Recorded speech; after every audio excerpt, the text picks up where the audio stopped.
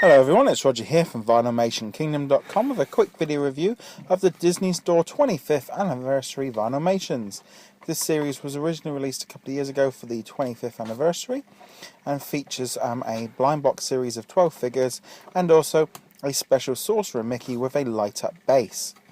Now the Sorcerer Mickey was sold separately and was also given away to cast members, and you literally have a little button that you press underneath that lights it up. So all of these figures have a unique selling point in that when they put on this stand, they all light up from underneath, which is why they all have little glitter and bits and pieces on the bottom. Okay, so I'm just going to quickly run through my thoughts on these. We're going to kick off with the Sorcerer Mickey, my favourite figure of them all. I just love the expression on his face and I love the hat, and generally I think anything that can be done with the Sorcerer Mickey is always cool, and I think they've done it in a different way that makes it stand out from the others. Easily one of the best ones here.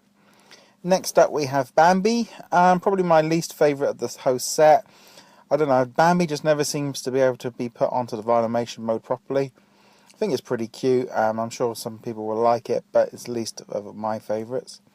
Which then leads me to the exact opposite with the light up Buzz Lightyear, which I think is fantastic. I love the way how they've completely done the face so differently than from the one that we saw in the Toy Story set. I love how they've done it, very cartoonish, almost very Japanese. But anyway, I'm moving on next to Dumbo. Okay, I'm not blown away with this figure. I wouldn't say it's amazing, but it's pretty cool. But I think there are better Dumbos out there. Then we have Eeyore. I really like the face on him, very cute, very nice. Again, very Japanese. And I think this one's a lot better than the one from animation. Then we have Light Up Goofy, which to me is very, very similar to the Park 4 figure that we saw. I mean, obviously this is sort of Goofy's colours, and I think the overall face is done really well. I like the way they've done the hat and the ear. But a pretty cool figure.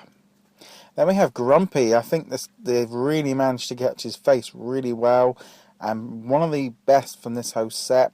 I think it's much better than most of the other Grumpy Vinylmations that are out there. Okay, then we have the just basic Mickey Mouse. I think this again is really well done. I think, although it's very simple, it's done very cute, and it just seems to work very well. And Minnie slides over into that very well. They go together good. You've got the bow accessory, and this is very colourful and bright, which most of these figures seem to be. We also have Pinocchio. I'm not over keen on this one. Not too sure quite what they were planning on doing with it.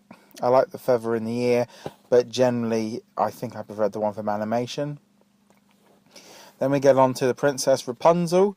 I think they've done a fantastic way of using the hair to make it so that she doesn't look too fat, because it's what the things that tends to happen on Vinylmation with humans, which you can see really on Tinkerbell.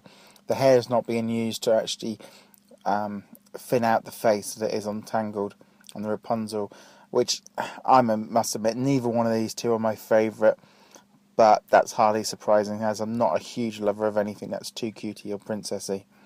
And then finally we have the Chaser, the Hyacinth Hippo from the Fantasia. I didn't actually manage to get this one when it was released. It's a bit of a strange choice in my view. They've gone for some of the big heavy hitting figures, and this one just really comes out of nowhere and doesn't really seem to fit in the set in my eyes, which is maybe why it's not quite so popular of the Chasers.